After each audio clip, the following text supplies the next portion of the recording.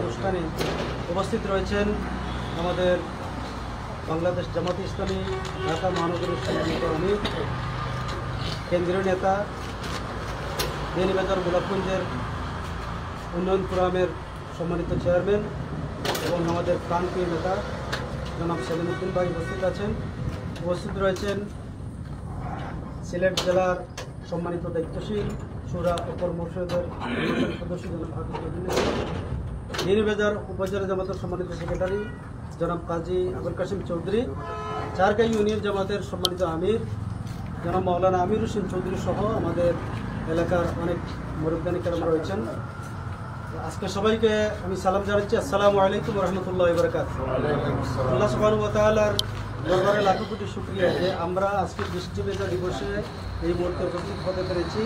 বিশেষ করে আমাদের প্রধান অতিথি এত ব্যস্ত, সারা দেশ নিয়ে তিনি কাজ করছেন, এর মাঝেও তিনি আজকে আমাদের মাঝে এসেছেন। এই জন্য আমরা চারকাইবাসীর পক্ষ থেকে আন্তরিক ধন্যবাদ ও অভিনন্দন জ্ঞাপন করছি। এ পর্যায়ে তিন বিতরণী অনুষ্ঠানে বক্তব্য রাখার জন্য আমি অনুরোধ জানাচ্ছি বাংলাদেশ জামাত ইসলামী চারগাঁও ইউনিয়ন শাখার সম্মানিত আমির জনাব মাওলানা আমির হোসেন চৌধুরী। আলহামদুলিল্লাহ রাব্বিল আলামিন, ইন্নাল হামদুলিল্লাহ, সালাতু ওয়াসসালামু আলা রাসূলিল্লাহ। বাংলাদেশ জামাত ইসলামী চারগাঁও ইউনিয়ন কর্তৃক আয়োজিত আজকের এই ডিউটির বিতরণ অনুষ্ঠানের সম্মানিত প্রধান অতিথি, বাংলাদেশ জামাত ইসলামের কেন্দ্রীয় নির্বাহী পরিষদের অন্যতম সদস্য, ঢাকা মহানগর উত্তরের সংগ্রামী আমির, বেনিবাজার গোলাপগঞ্জের উন্নয়নের কাণ্ডারি জননেতা জনাব সেলিম উদ্দিন সাহেবকে আমরা চারগাঁওবাসীর পক্ষ থেকে অভিনন্দন জানিয়ে আমার কথা শুরু করছি। আসলে এই যে অনুষ্ঠান, আমরা বাংলাদেশ জামাত ইসলামী মানবতার কল্যাণে কাজ করে যাচ্ছে। তো আমরা যদি সমাজে সৎ নেতৃত্ব প্রতিষ্ঠা করতে পারি তাহলে আমরা সরকারি বেসরকারি সব ধরনের সহায়তা আমরা মানুষের দূরগোড়ায় পৌঁছে দিতে পারবো। এটা বাংলাদেশ জামাত ইসলামী বিগত বন্যার সময় প্রমাণ করেছে। বিভিন্ন দুর্যোগে, অ্যাক্সিডেন্টে আমরা মানুষের পাশে দাঁড়িয়েছি। আলহামদুলিল্লাহ, আমরা যদি জনগণের দূরগোড়ায় পৌঁছতে পারি এবং জনগণের এই কথা বোঝাতে সক্ষম হতে পারি যে পরিবর্তন দরকার, সততার পক্ষে, ন্যায়ের পক্ষে, ইনসাফের পক্ষে, এবং এমন সমস্ত মানুষকে আমরা যদি জনপ্রতিনিধি হিসাবে নির্বাচিত করতে পারি যারা জনগণের হক 100% মানুষের কাছে পৌঁছে দিবে এবং এটা কারো কাছে আত্মসাৎ করবে না।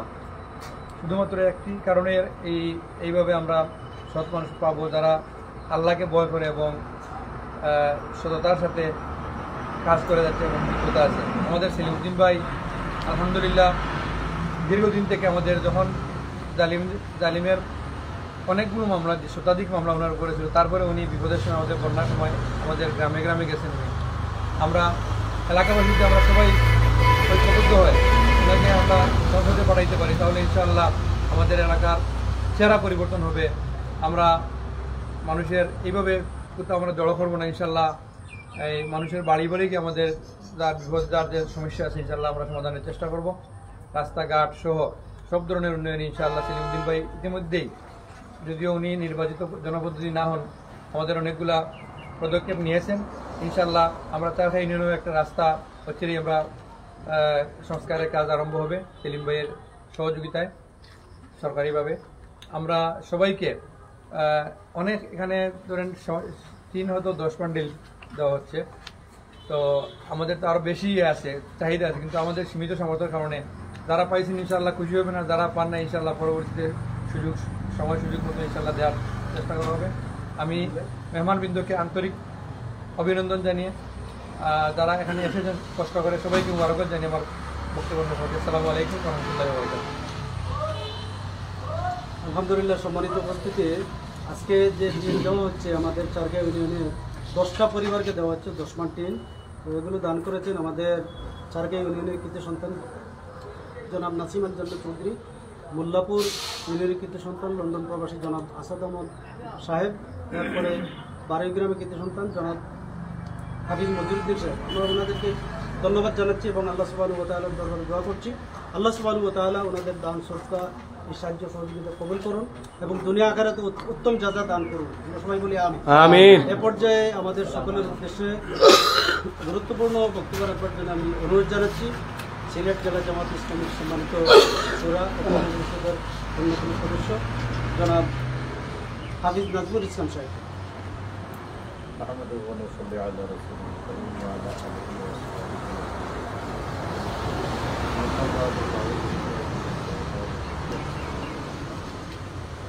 বাংলাদেশ জামাত ইসলামী ঢাকা ইউনিয়ন সভাপতির আয়োজিত আজকের এই অনুষ্ঠানে সম্মানিত সভাপতি, আজকের অনুষ্ঠানের সম্মানিত প্রধান অতিথি, বাংলাদেশ জামাত ইসলামীর কেন্দ্রীয় নির্বাহী পরিষদের অন্যতম সদস্য, ঢাকা মহানগর উত্তরের সম্মানিত আমির, গোলাপগঞ্জ বিয়ানীবাজারের কৃতি সন্তান, গোলাপগঞ্জ বিয়ানীবাজার উন্নয়ন ফোরামের সম্মানিত চেয়ারম্যান, বিশিষ্ট রাজনীতিবিদ, বিশিষ্ট ইসলামিক চিন্তাবিদ জনাব মোহাম্মদ সলিমুদ্দিন ভাই, উপস্থিত হয়েছেন বাংলাদেশ জামাত ইসলামী বিয়ানীবাজার উপজেলা শাখার সম্মানিত সেক্রেটারি ঢাকা ইউনিয়নের সন্তান জনাব সাহেব, উপস্থিত হয়েছেন বাংলাদেশ জামাত ইসলামী সারহা ইউনিয়নের সম্মানিত আমির জনাব আমির হোসেন চৌধুরী, উপস্থিত হয়েছেন বাংলাদেশ সারহা ইউনিয়নের সম্মানিত প্রিন্সিপাল জনাব মৌলানা আলিমুদ্দিন সাহেব সহ জামাত নেতৃবৃন্দ, আমার সামনে উপস্থিত উপকার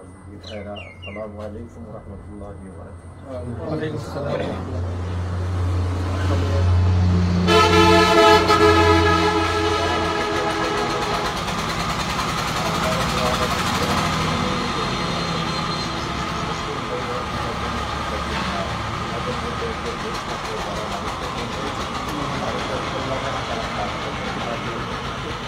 আর ভালো কাজের আগে থেকে মন্দের কাজ থেকে মানুষকে বিরত রাখা।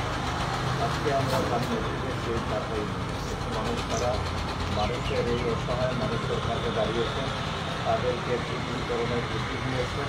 এই সমস্ত ব্যক্তি বিশিষ্ট উদ্যোগে এই সমাজের কল্যাণ কাজে তারা অংশগ্রহণ করেছেন। সেজন্য আমরা জেলা পরিষদের পক্ষ থেকে ওনাদেরকে এই মহৎ কাজের জন্য আমরা আল্লাহ দরবারে শুকরিয়া করছি এবং আগামীতে তারা যেন আরও বেশি করে এই ধরনের ভালো কাজ করতে পারেন সেই তৌফিক কামনা করছি। তাদের এই ধান সৎকারগুলোকে যেন আল্লাহ কবুল করে।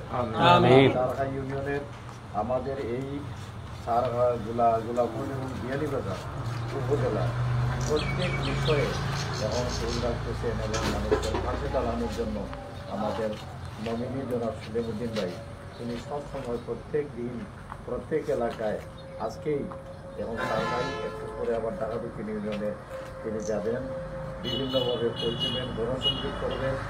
এরপরে আগামীকালকে যাবেন এই বুধবাড়ি বাজার ইউনিয়নে। এরকম প্রত্যেক দিনই কাজ করতেছেন, এলাকার মানুষের সুখে দুঃখে তিনি অংশগ্রহণ করছেন। আমরা সবাই দোয়া করি আল্লাহ রাব্বুল আলামিন যেন তিনিকে সিলেট ৬ আসনের মানুষের কল্যাণের জন্য যেন কবুল করে।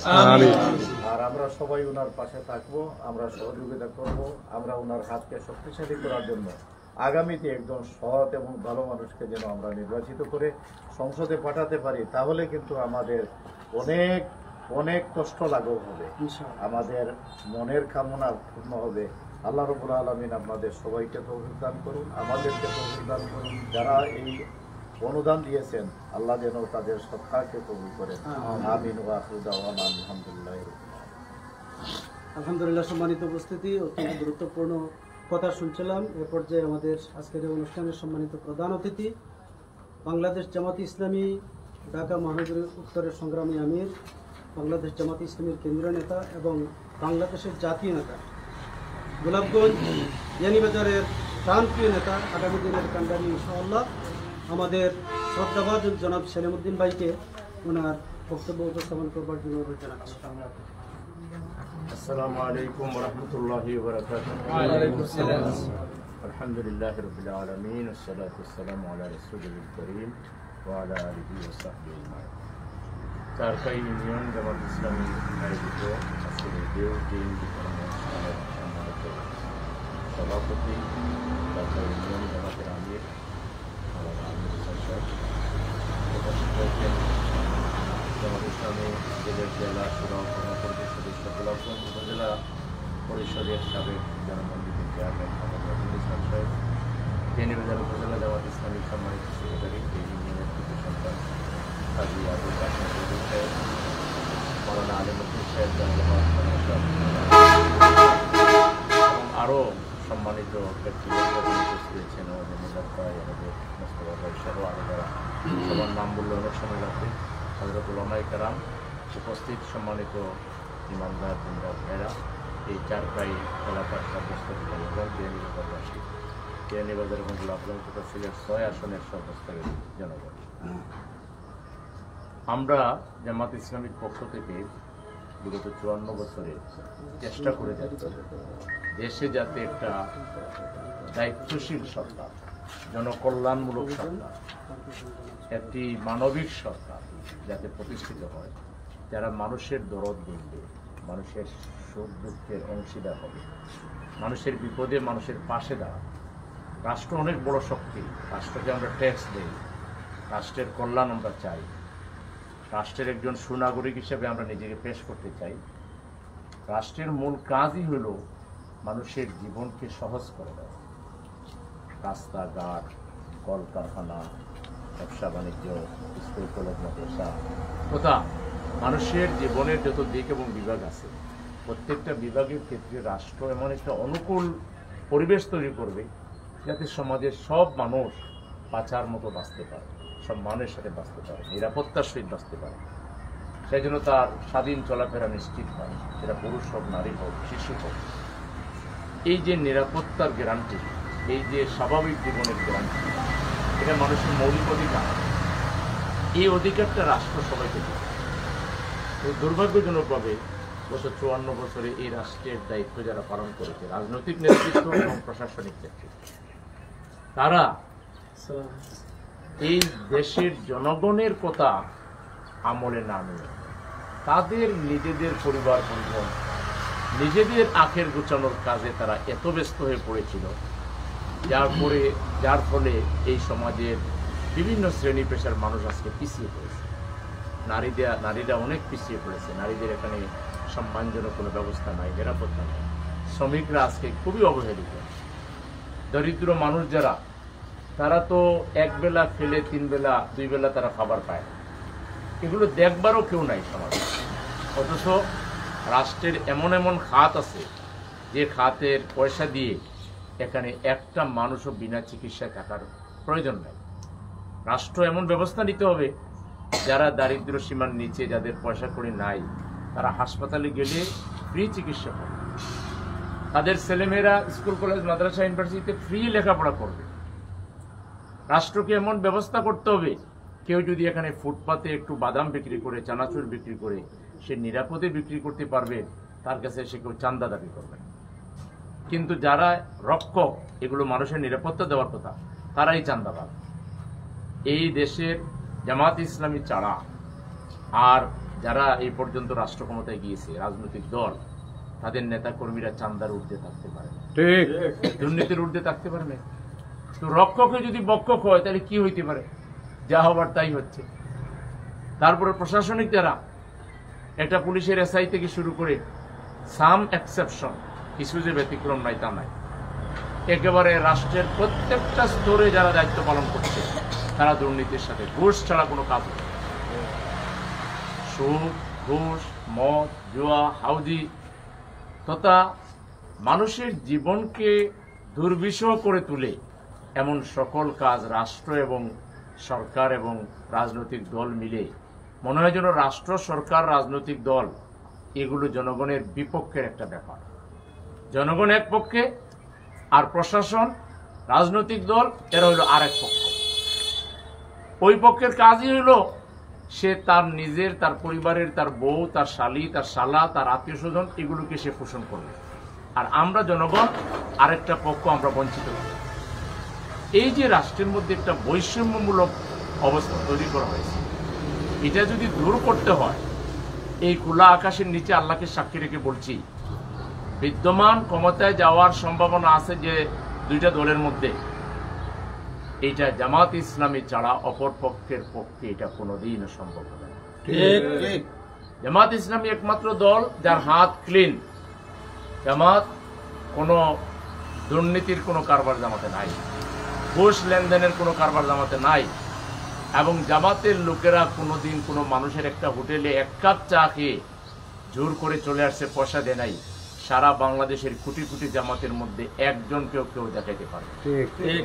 চান্দা তো দূরের কথা, জামাত ইসলামীর লোকেরা জনদরদি, মানবিক, এই যে ডেউটিন দিচ্ছে, বিদেশ থেকে 3 জন ভাই পাঠাই দিছে যে সেলিম ভাইয়ের মাধ্যমে এটা যেন জনগণের কাছে পৌঁছে যায়।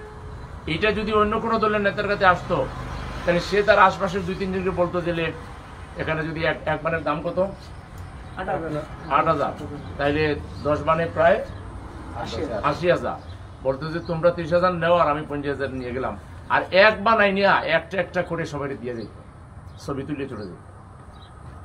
এমন মানে এদের চরিত্র এত নিকৃষ্ট হয়ে গেছে এই সমাজের কিছু রাজনৈতিক দলের নেতা কর্মী, যে মানুষের জন্য যে টাকাটা, ইভেন মসজিদের জন্য যে টাকা, এটাও মাইরে খাই ফেলে।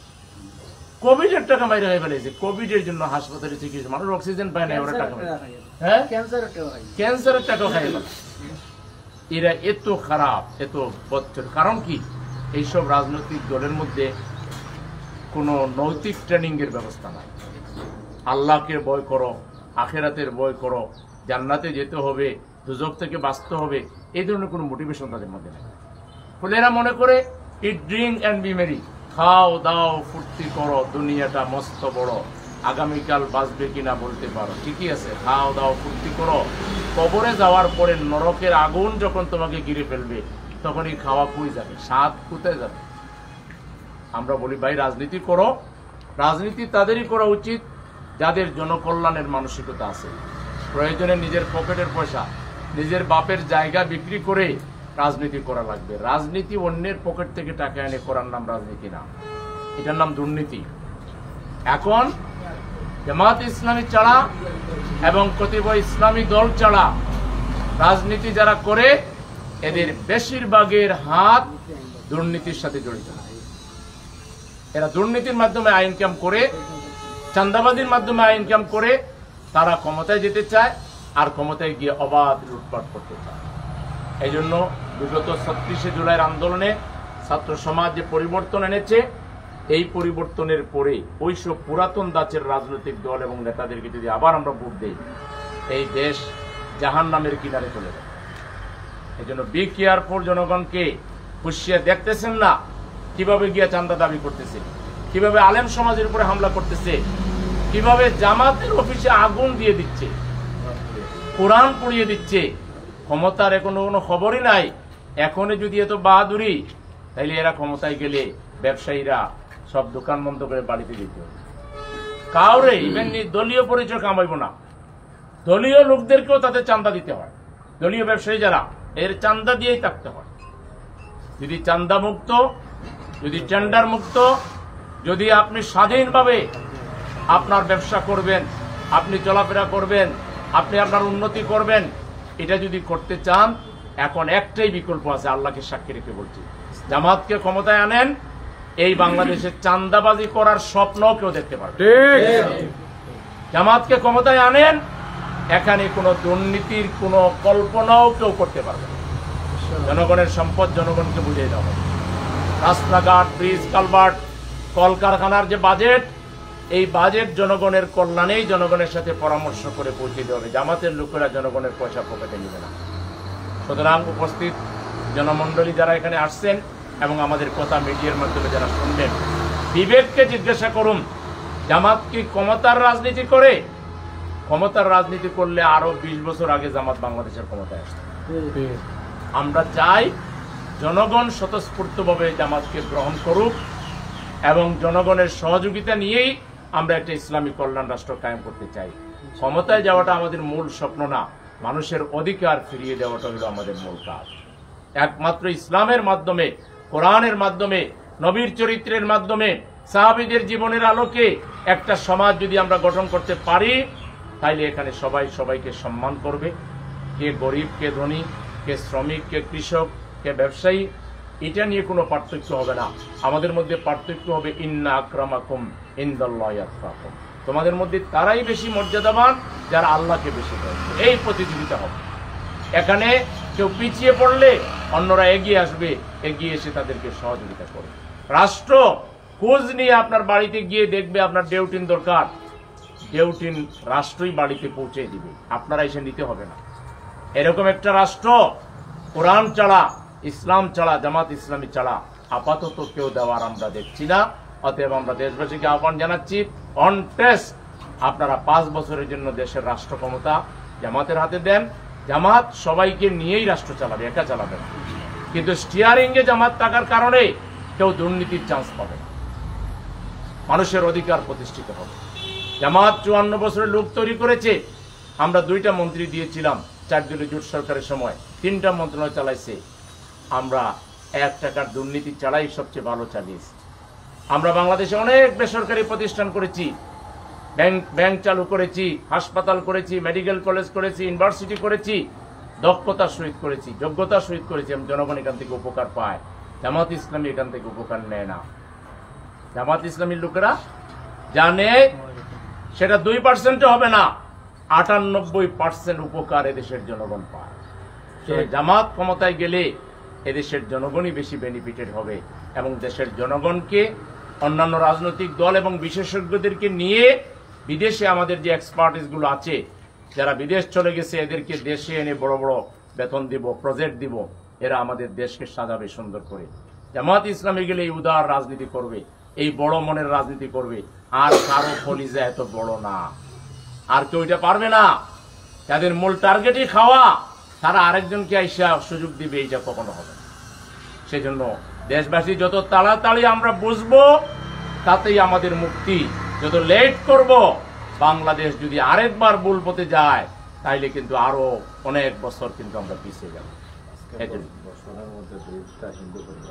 আজকে এখানে 10টা ফ্যামিলিকে আমরা দিচ্ছি, এর মধ্যে 2টা হিন্দু ফ্যামিলি আছে। জামাতের কাছে এই ধর্মের ভিত্তিতে জামাত কোনো পার্থক্য করে না। দল, ধর্ম, বংশ, গোত্র এগুলোর ঊর্ধ্বে উঠে বাংলাদেশের প্রত্যেকটা নাগরিকের কল্যাণে জামাত ইসলামী কাজ করছে এবং করে যাবে ইনশাআল্লাহ। যারা এই কাজে সহযোগিতা করেছেন 3 জন গণ্যমান্য ব্যক্তি, আসাদুদ্দিন সাহেব ইউকে থাকেন, আমার ধারণা তিনি সেখানের কাউন্সিলর, দীর্ঘদিন থেকে কাউন্সিলর, আমি চিনি, নাসিম আল জান্নাত চৌধুরী এবং হাফিজ মজিরউদ্দিন। এই 3 জনকে আল্লাহ তাআলা উত্তম হায়াত দান করুন, ওনাদের রিজিকে আল্লাহ বারাকা দান করুন, ওনাদের তামাম জিন্দগির মধ্যে আল্লাহ খায়ের এবং বরকত দান করুন, ওনাদের পরিবারকে আল্লাহ তাআলা সুস্থ রাখুন, ওনাদের মুর্দাগানদেরকে আল্লাহ মাফ করে দিন। সামনে আমাদের ঈদের সময় বহু গরিব মানুষ চেয়ে থাকে আমাদের দিকে। আশা করব আমাদের প্রবাসীর ভাইরা ঈদের সময় আমার গরিব ভাইগুলো হয়তো বুঝতে একটু পাবে, কিন্তু চাল পাবে কোথায়, ডাল পাবে কোথায়? এজন্য ঈদের সময় ঈদের হাদিয়া যাতে আমরা দিতে পারি। পাশাপাশি বন্যার পদধ্বনি আমরা শুনছি, আমাদের প্রতিবেশী দেশ তো দাঁড়িয়ে আছে কখন বাঁধ ভেঙে দিবে। সুতরাং পানি আসার আশঙ্কা আছে। এইসব দিক সামনে রেখে বাংলাদেশ একটা গরিব দেশ এবং এখানে পরিকল্পিতভাবে গরিব বানিয়ে রাখা হয়েছে। এক্ষেত্রে আমাদের প্রবাসী ভাইয়েরা সবসময় আমাদের পাশে ছিলেন, গরিব ভাইদের পাশে ছিলেন। আগামী দিনে ঈদকে সামনে রেখে, বন্যার যে আশঙ্কা আমরা করছি এটাকে সামনে রেখে তারা তাদের সাহায্যের হাতকে প্রসারিত করবেন, আমরা সেই ব্যাপারে আশাবাদী। আবারও আমাদের প্রবাসী ভাইদেরকে ধন্যবাদ জানাচ্ছি, আমাদের আয়োজকদেরকে ধন্যবাদ জানাচ্ছি, যে ভাই বোনেরা এসেছেন আপনাদেরকে ধন্যবাদ জানিয়ে, সবাইকে ধন্যবাদ জানিয়ে আমার কথা এখানে শেষ করছি। আসসালামু আলাইকুম ওয়া রাহমাতুল্লাহি ওয়া বারাকাতুহু। একজন বোন একজন বাইরে দিলেই বাকি আমরা দিলেন, একজন বই নাটক বাংলাদেশ জামায়াতে ইসলামী চারটা বেতন প্রায় 10% অসহায় দরিদ্র মানুষের মধ্যে বিতরণ উপস্থিত রয়েছে।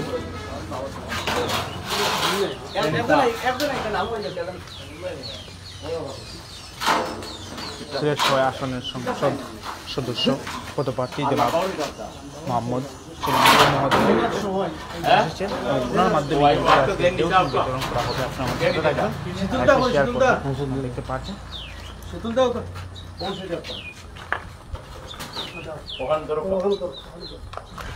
হিন্দু সম্প্রদায়ের মানুষকে টেউটন বিতরণ করছেন সিলেট 6 আসনের সংসদ সদস্য পদপ্রার্থী জনাব মোহাম্মদ সেলিমউদ্দিন।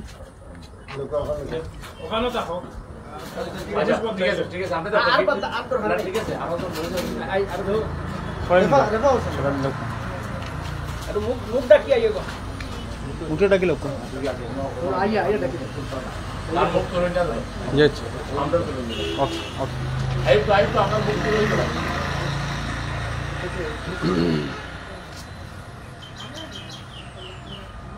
ঘূর্ণিঝড়ের কারণে হয়তো কারো করে ট্রেন চলে গেছে, সেই ওখানে একটু দূরে লেখো। আমরা ব্যস্ত, আপনি ঘূর্ণিঝড়কে এদিকে কেন্দ্র করে সিলেট ছয় আসনের সংসদ পদপ্রার্থী জনাব আপনি ওদিকে। মোহাম্মদ সেলিমউদ্দিন ঠিক আছে। ভাইয়ের মাধ্যমে ট্রেন বিতরণ করা হচ্ছে।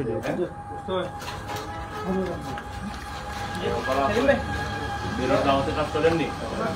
দাওয়াতে কাজ করবেন, হ্যাঁ? মিরাজ ভাই, দাওয়াতে কাজ করবেন?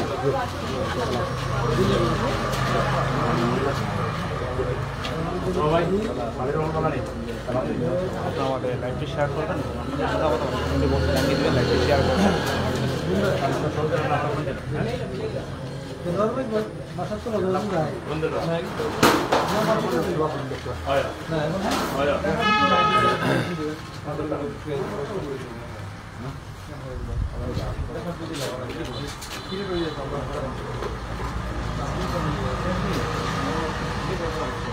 হ্যাঁ?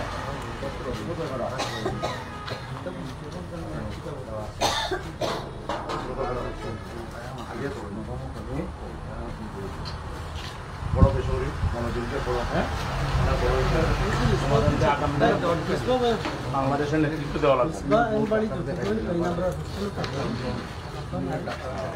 11 মাসে মাশাআল্লাহ, আলহামদুলিল্লাহ, মাশাআল্লাহ, আলহামদুলিল্লাহ, আলহামদুলিল্লাহ, আলহামদুলিল্লাহ।